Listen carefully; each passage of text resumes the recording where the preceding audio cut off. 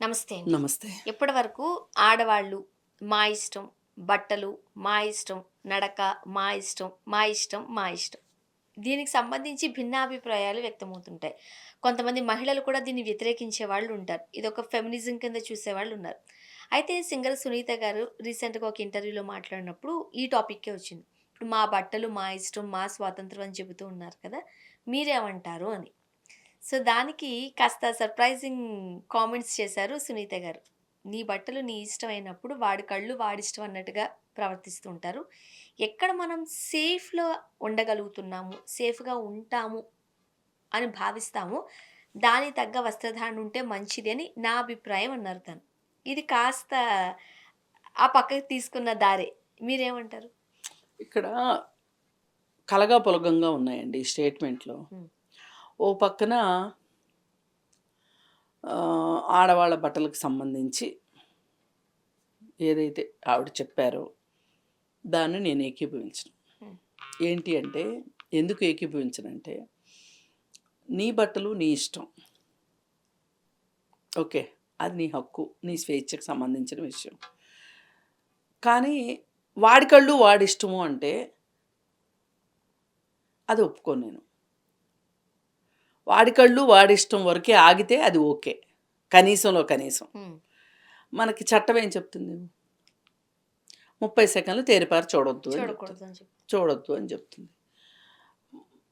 అలా ఉన్నాడనుకోండి, మనం కూడా పట్టించుకోవాల్సిన అవసరం లేదు. కానీ మనం ఈ మాట వాడి కళ్ళు వాడిష్టము అని చెప్పి మనం మాట్లాడాము అంటే, మనం ఇంకొన్ని చోట్ల కాంప్రమైజ్ అవ్వాల్సొస్తది. హ్మ్, మనం ఇచ్చే స్టేట్మెంట్‌కి అది విరుద్ధంగా ఉండకూడదు. హ్మ్. ఇది సేఫ్ కాదు అని చెప్పారు. మరలాంటప్పుడు సేఫ్ కాని చోటకి ఎందుకమ్మా ఎళ్ళటం? అంటారు గదా! ఎవరైనా. అంతే. అంటారు గదా! సినిమా ఇండస్ట్రీ సేఫ్ కాదు అని చెప్పారు. మనం సరిగా బట్టలేసుకుంటే, మనం అక్కడున్న పరిస్థితులను బట్టి బట్టలేసుకోవాలి. అంటే ఎవరి చూపు మన మీద పడకుండా ఉండాలి అనేటట్లు. ఇవన్నీ గజిబిజి స్టేట్మెంట్‌లంటాను నేను. హ్మ్. మరి సరిగా బట్టలేసుకున్న వాళ్ళ మీద కూడా చేస్తున్నారుగా. అరే! 6 నెలల పిల్లండి. ఆ! 60, 90 ఏళ్ల వృద్ధురాలు మీద మొన్న రేప్ చేయలేదు. ఆ! మరేం చూసారు? మరేం జేస్తాం? అందుకని ఇక్కడ విషయము బట్టల్లో లేదు. ఇది అర్థం జేసుకోవాలి. వె విషయం ఎక్కడుంది అంటే, మగవాడి బుద్ధిలో ఉంది. మగవాడి బుద్ధి మారాలిక్కడ.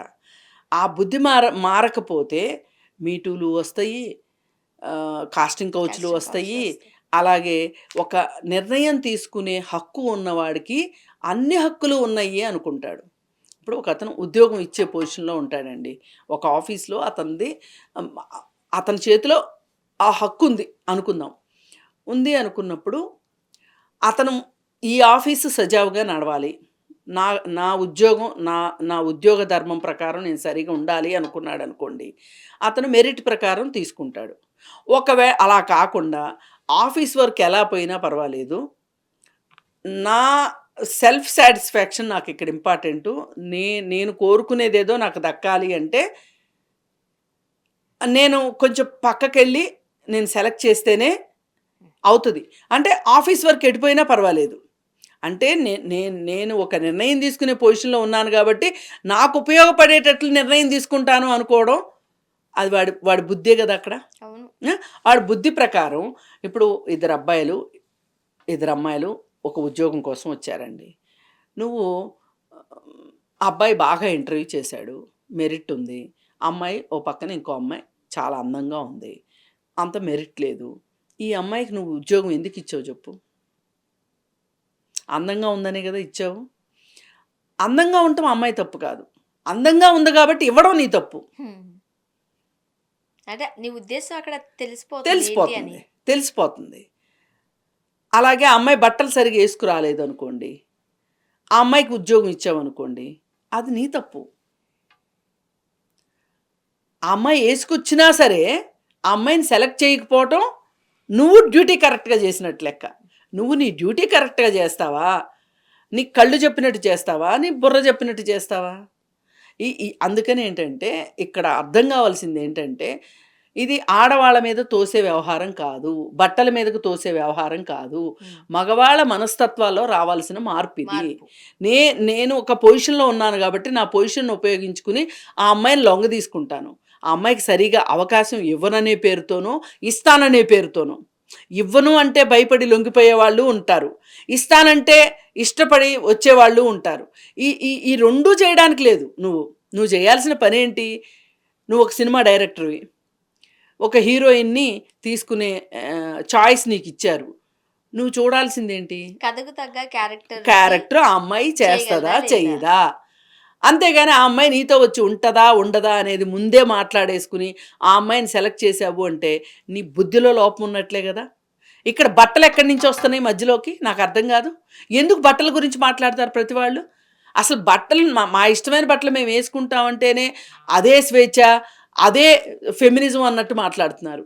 అందుకని అసలు ఫెమినిజానికి సరైన అర్థం తెలియని వాళ్ళు కూడా ఫెమినిజం అనే మాటను వాడుతున్నారు. ఈ ఫెమినిజాన్ని పదే పదే వాడితే అదొక తిట్టులాగా అవుతుంది తప్పితే, ఫెమినిజం అంటే మాకు సమానమైన హక్కులు కావాలి. మాకు సమానమైన హోదా కావాలి. మా దగ్గర శక్తుంది. మేము పని చేయగలము. మాకు బుర్రుంది. మేము ఆలోచించగలము.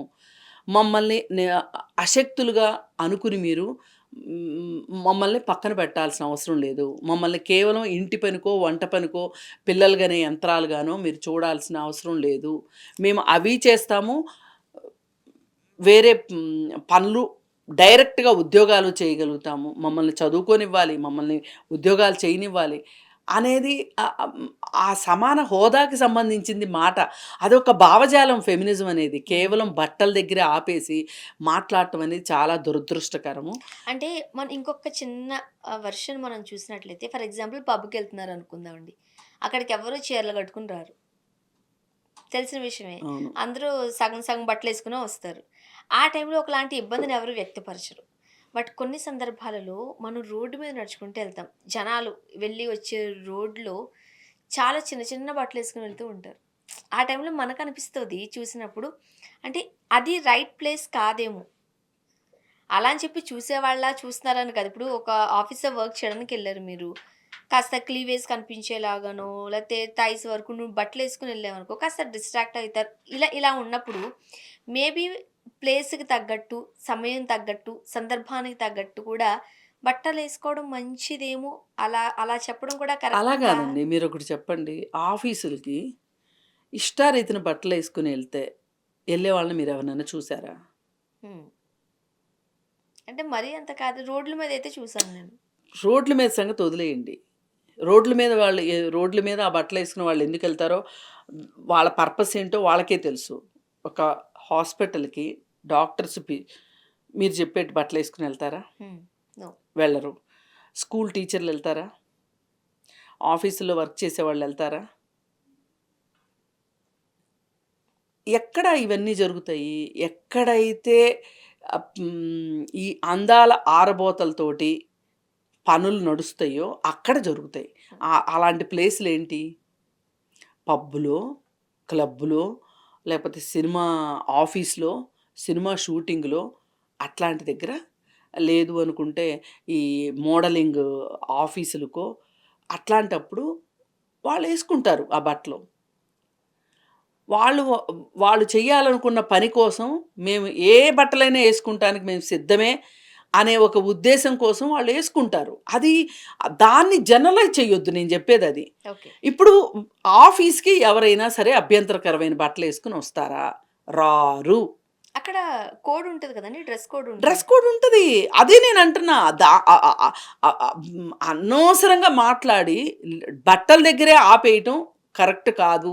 బట్టల దగ్గరే ఆపేస్తే ఏమవుతుందంటే మిగతా ఆలోచించాల్సిన విషయాలు చాలా ఉన్నాయి. హ్మ్. మనస్తత్వాల గురించి ఆలోచించాల్సిన పనులున్నాయి. అలాగే ఈ ఆడవాళ్ళ అందాలను అడ్డం పెట్టుకుని డబ్బులు సంపాదించే వాళ్ళ విషయాలున్నాయి. అవి మాట్లాడాలి. ఇయన్నీ వదిలేసేసి కేవలం ఆళ్ళు బట్టలేసుకుంటున్నారు. అది కాదు మాట్లాడాల్సింది. కానీ ఇప్పటికైనా సంతోషం సునీత గారు సినిమా ఇండస్ట్రీ ఆడవాళ్ళకి సేఫ్ కాదు అని చెప్పి ఆవిడ చెప్పారు. తాను కూడా కొంచెం ఇబ్బందులు పడ్డానని చెప్పారు. అందుకే ఆవిడ ఏం చెప్తున్నారంటే ఆర్థికంగా, సామాజికంగా, నైతికంగా, ఆహ్, మానసికంగా దృఢంగా ఉంటేనే ఇక్కడ మనం ఉండగలుగుతాము అని చెప్పారు. చాలా చాలా మంచి మాట చెప్పారు. కాతే ఇట్లాంటి వాళ్ళందరూ ఎప్పుడు గొంతులు విప్పాలి అంటే సంఘటితంగా ఇలాంటి సమస్యలొచ్చినప్పుడు అప్పుడు వీళ్ళు గొంతు కలిపితే ఆ స్వరం పెద్దదవుతది. హ్మ్. ఎప్పుడో సందర్భం వచ్చినప్పుడు, ఎప్పుడో వాళ్ళకి మాట్లాడాలనిపించినప్పుడు ఒక మాట మాట్లాడేస్తే కాదు. చూద్దాం. ఇప్పుడు చిన్మయి ఉందండి. చిన్మయి ఎన్నో సార్లు గొంతెత్తుతుంది. చిన్మయితో పాటు ఎందుకు గొంతెత్తరు వీళ్ళు? బలమొస్తది గదా! అవును. అందుకని ఇది ఇది ఇది ఇది ఒక హ్మ్. ఆహ్, ఉద్యమంలాగా రావాల్సిన విషయమే ఇది. చూద్దాం ఏం జరుగుతది అని. థాంక్ యూ అండి. Thank you.